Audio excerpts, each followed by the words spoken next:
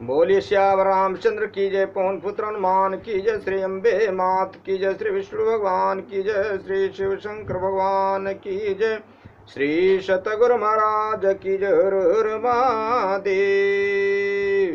राजा राम राम राम सीता राम राम राम, राजा राम राम राम सीता राम राम राम, राजा राम राम राम सीता राम राम राम, राजा राम राम राम सीता राम राम राम, राजा राम राम राम सीता राम राम राम, राजा राम राम राम सीता राम राम राम, राजा राम राम राम सीता राम राम राम, राजा राम राम राम सीता राम राम राम, राजा राम राम राम सीता राम राम राम, राजा राम राम राम सीता राम राम राम, राजा राम राम राम सीता राम राम राम, राजा राम राम राम सीता राम राम राम, राजा राम राम राम सीता राम राम राम, राजा राम राम राम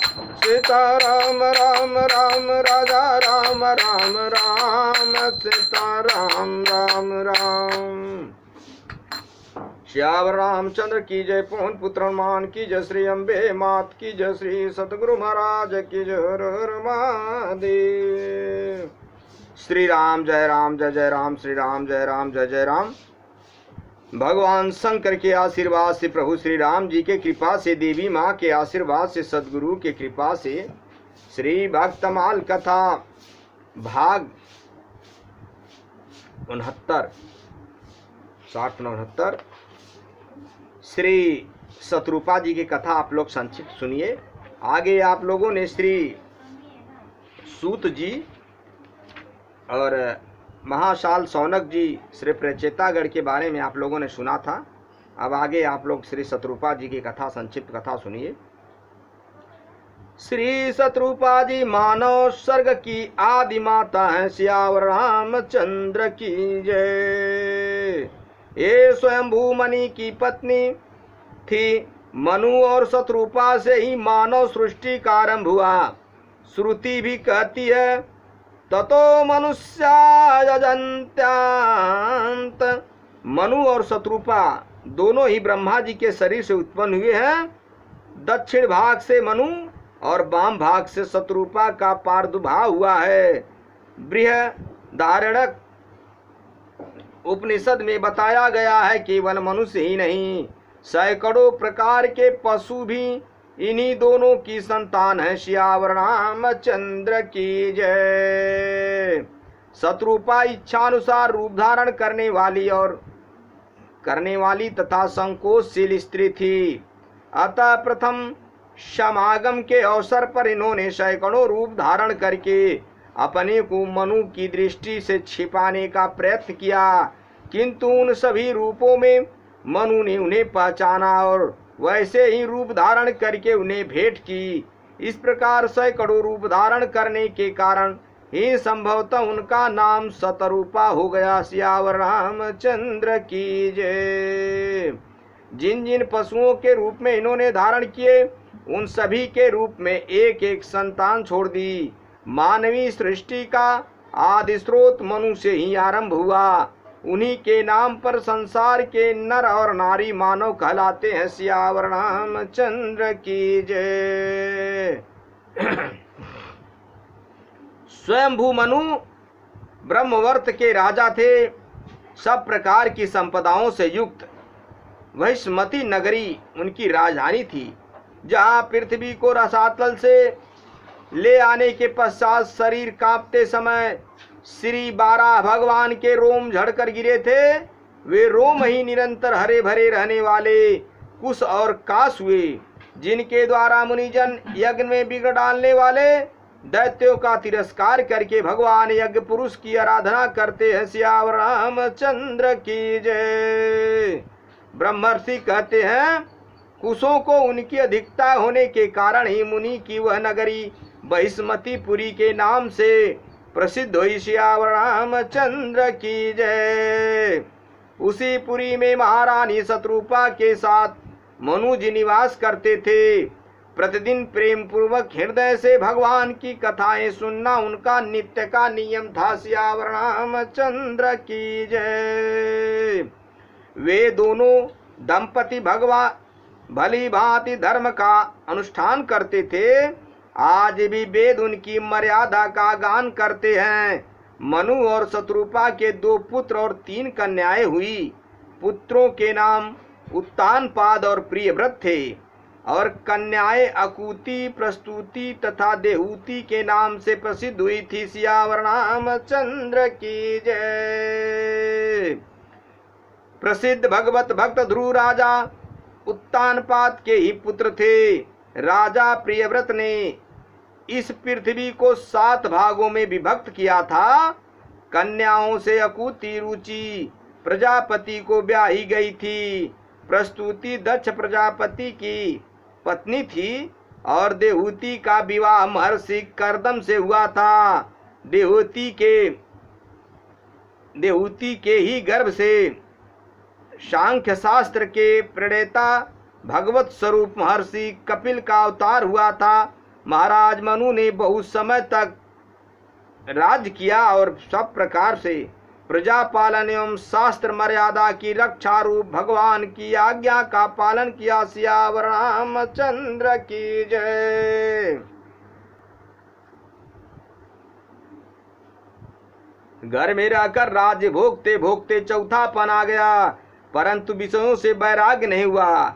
इस बात का विचार करते राजा के मन में बड़ा दुख हुआ। वे सोचने लगे, हाय हमारा सारा जन्म भगवान का भजन किए बिना ही व्यर्थ बीत गया।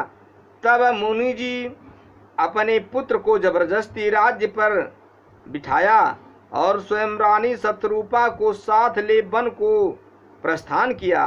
दोनों ने सहस्त्रों वर्ष तक घोर तपस्या करके भगवान को प्रसन्न किया। तब करुणानिधान भक्त वत्सल प्रभु श्री राम उनके सामने प्रकट हो गए। सियावर रामचंद्र की जय। भगवान के श्री अंगों की शोभा नीलकमल, नीलमणि तथा नील मेघ के समान श्याम थी। उन्हें देखकर कोटि कोटि कामदेव लज्जित हो रहे थे।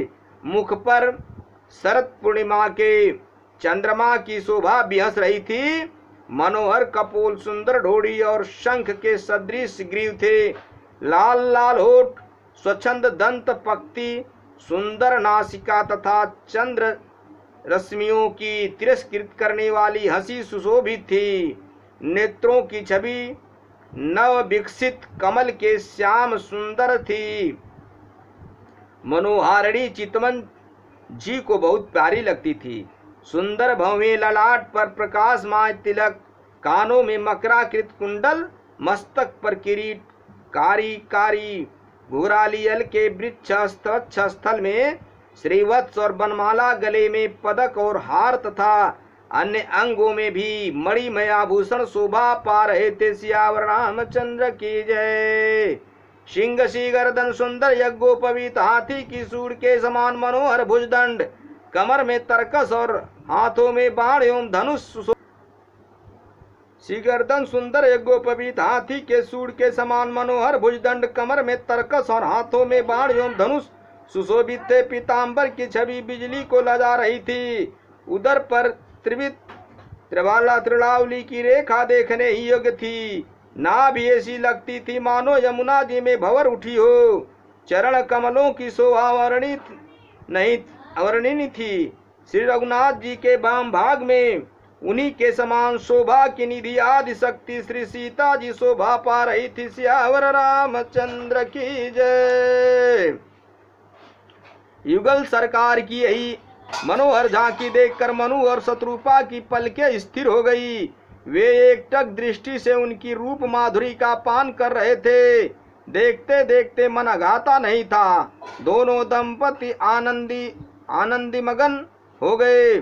शरीर की सुध भूल गई। भगवान के चरणों का स्पर्श करके वे पृथ्वी पर दंड की भांति पड़ गए। सियावर रामचंद्र की जय। करुणामय भगवान ने अपने हाथों से उनके मस्तक का स्पर्श किया और उन्हें तुरंत उठाकर खड़ा कर किया। फिर वह वर मांगने को कहा। राजा ने कहा, नाथ, आपके दर्शन से ही सब अभिलाषा पूरी हो गई। अब एक ही लालसा मन में रह गई है, वह यह कि आपके समान एक पुत्र हो जाए। भगवान ने कहा, अपने जैसा पुत्र कहाँ खोजता फिरूंगा, मैं ही तुम्हारा पुत्र बनूंगा। इतना कहकर भगवान ने शत्रुपा की ओर दृष्टिपात किया और कहा, देवी तुम भी अपनी रुचि के अनुसार वर मांगो। शत्रुपा ने कहा, प्रभु, महाराज ने जो वर मांगा वही मुझे प्रिय है, फिर भी आपकी आज्ञा से मैं एक वर मांगती हूँ। वह यह है, जे निज भगत नाथ तब जाई, जो सुख पावई जो गति लाई। सोई सुख सोई गति सोई भगति, सोई निज चरण सनेहूँ। सोई विवेक सोई रहनी, प्रभु हम ही कृपा करी देहूँ। यह कोमल गूढ़ और मनोहर वाक्य रचना सुनकर प्रभु प्रसन्न हो गए और बोले, तुम्हारे मन में जो कुछ अभिलाषा है वह सब तुमको दे दी। इतना कहकर भगवान ने उसी दिन उन्हें माता कहकर पुकारा और विवेक का वरदान दिया। सियावर रामचंद्र की जय। मातु विवेक लव की कतोरे, कबहू न मिटिया अनुग्रह मोरे। इस प्रकार शत्रुपा ने अपनी अलौकिक भक्ति और तपस्या से भगवान को पुत्र रूप में प्राप्त किया। वे दोनों दंपति भगवान की आज्ञा के अनुसार कुछ काल तक इंद्रलोक में रहे। उसके बाद मनु अयोध्या के चक्रवर्ती नरेश दशरथ हुए और शत्रुपा उनकी पत्नी कौशल्या हुई।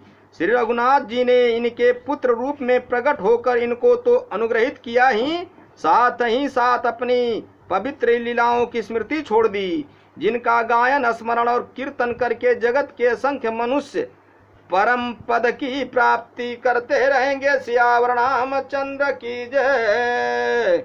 मेरे भाइयों, मेरे मित्रों, ईश्वर सत्य है, जगत मिथ्या है।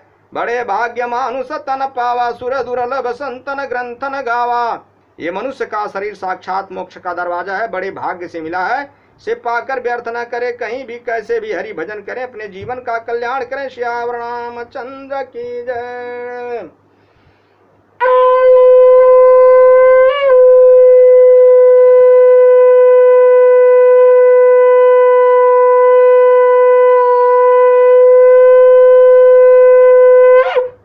हरि नारायण।